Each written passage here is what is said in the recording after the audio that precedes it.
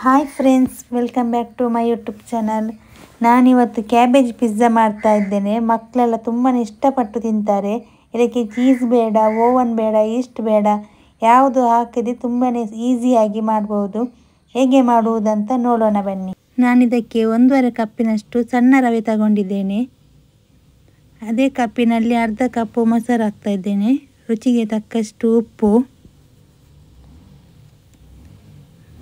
1 ಕಪ್ಪು ನೀರು ನೋಡ್ಕೊಂಡು ಹಾಕಿ, ಒಮ್ಮೆಲೆ ಹಾಕಲಿಕ್ಕೆ ಹೋಗಬೇಡಿ.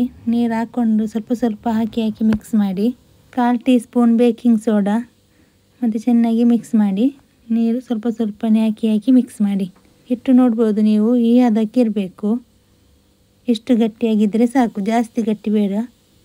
ಒಂದು ಮುಚ್ಚಳ ಮುಚ್ಚಿ ಅರ್ಧ ಗಂಟೆ ಇಡಬೇಕು.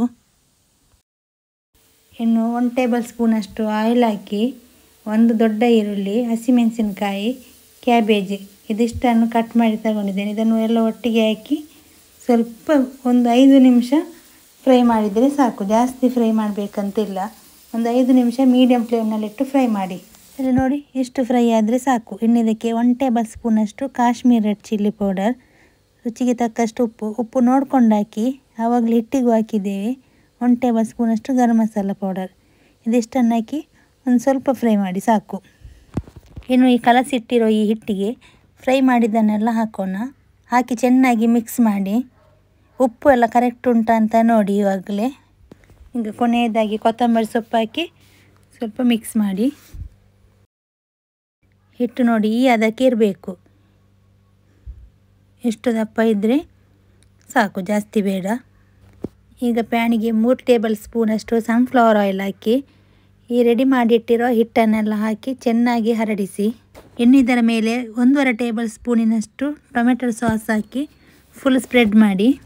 ಇನ್ನು ಇದರ ಮೇಲೆ ಟೊಮೆಟೊ, ಕ್ಯಾರೆಟ್, ಕ್ಯಾಪ್ಸಿಕಮ್ ಇದಿಷ್ಟನ್ನು ನಿಮಗೆ ಯಾವ ಶೇಪಲ್ಲಿ ಡೆಕೋರೇಟ್ ಮಾಡಲಿಕ್ಕೆ ಬೇಕು ಆ ರೀತಿ ನೀವು ಇಡ್ಬೋದು. ನಾನಿಲ್ಲಿ ಈ ಥರ ಇಡ್ತಾ ಇದ್ದೇನೆ. ಇನ್ನು ಇದರ ಮೇಲೆ ಕಪ್ಪು ಎಳ್ಳು ಹಾಕ್ತಾ ಇದ್ದೇನೆ.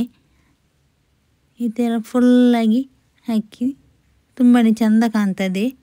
ಇನ್ನಿದಕ್ಕೆ ಮುಚ್ಚಳ ಮುಚ್ಚಿ ಲೋ ಫ್ಲೇಮ್ನಲ್ಲಿ 10 ನಿಮಿಷ ಬೇಯಿಸಿದರೆ ಸಾಕು. ಇವಾಗ 10 ನಿಮಿಷ ಆಯಿತು. ಮುಚ್ಚಳ ತೆಗೆದು ನೋಡೋಣ ಹೇಗೆ ಆಗಿದೆ ಅಂತ. ವಾವ್, ಸೈಡಲ್ಲೆಲ್ಲ ಕಾಣ್ತಾ ಉಂಟು, ಒಳ್ಳೆ ಕ್ರಿಸ್ಪಿಯಾಗಿ ಫ್ರೈ ಆಗಿದೆ. ಈಗ ಇದನ್ನು ಟರ್ನ್ ಮಾಡಿ ಹಾಕಿ ಮತ್ತೆ 10 ನಿಮಿಷ ಲೋ ಫ್ಲೇಮ್ನಲ್ಲಿ ಬೇಯಿಸಿದರೆ ಆಯಿತು. ಈಗ ಇನ್ನೊಂದು ಸೈಡು 10 ನಿಮಿಷ ಆಯಿತು. ಈಗ ಮುಚ್ಚಳ ತೆಗೆದು ನೋಡೋಣ. ಈಗ ಇದನ್ನು ಟರ್ನ್ ಮಾಡಿ ಹಾಕಿ ನೋಡೋಣ ಎಷ್ಟು ಫ್ರೈ ಆಗಿದೆ ಅಂತ. ಇಲ್ಲಿ ನೀವು ನೋಡ್ಬೋದು ಎಷ್ಟು ಚೆನ್ನಾಗಿ ಬೆಂದಿದೆ ಅಂತ. ಇಷ್ಟು ಬೆಂದರೆ ಸಾಕು. ಇನ್ನು ಇದನ್ನು ಕಟ್ ಮಾಡಿ ತೋರಿಸ್ತೇನೆ. ಇಲ್ಲಿ ನೋಡ್ಬೋದು ಎಷ್ಟು ಚೆನ್ನಾಗಿ ಕಟ್ ಆಗ್ತಾ ಉಂಟು ಅಂತ. ಇದು ಮಕ್ಕಳು ತರಕಾರಿ ಎಲ್ಲ ತಿನ್ನೋದಿಲ್ಲ ಅಂದರೆ ಈ ರೀತಿ ಮಾಡಿಕೊಡಿ, ತುಂಬಾ ಇಷ್ಟಪಟ್ಟು ತಿಂತಾರೆ. ಇದು ಬೆಳಗ್ಗೆ ಬ್ರೇಕ್ಫಾಸ್ಟಿಗೂ ಮಾಡಿ ತಿನ್ಬೋದು ಅಥವಾ ಸಾಯಂಕಾಲ ಸ್ನ್ಯಾಕ್ಸ್ ರೀತಿಯೂ ತಿನ್ಬೋದು. ತುಂಬ ಒಳ್ಳೆಯದಾಗ್ತದೆ. ಇಲ್ಲಿ ನೀವು ನೋಡ್ಬೋದು ಎಷ್ಟು ಚೆನ್ನಾಗಿ ಬೆಂದಿದೆ ಅಂತ. ನೀವು ಇದೇ ರೀತಿ ಮನೆಯಲ್ಲಿ ಟ್ರೈ ಮಾಡಿ ಹೇಗೆ ಆಯಿತು ಅಂತ ನನಗೆ ಕಮೆಂಟ್ ಮೂಲಕ ತಿಳಿಸಿ. ಇದನ್ನು ಟೊಮೆಟೊ ಸಾಸೊಂದಿಗೂ ತಿನ್ಬೋದು, ಹಾಗೇನೂ ತಿನ್ಬೋದು. ತುಂಬಾ ಒಳ್ಳೆಯದಾಗ್ತದೆ. ಇವತ್ತಿನ ನನ್ನ ಈ ರೆಸಿಪಿ ಇಷ್ಟ ಆದರೆ ಪ್ಲೀಸ್ ಲೈಕ್ ಮಾಡಿ, ಶೇರ್ ಮಾಡಿ, ಕಮೆಂಟ್ ಮಾಡಿ. ಇನ್ನು ಹೊಸ ರೆಸಿಪಿಯೊಂದಿಗೆ ಸಿಗ್ತೇನೆ. ಅಲ್ಲಿಯವರೆಗೂ ಟೇಕ್ ಕೇರ್. ಬಾಯ್ ಬಾಯ್.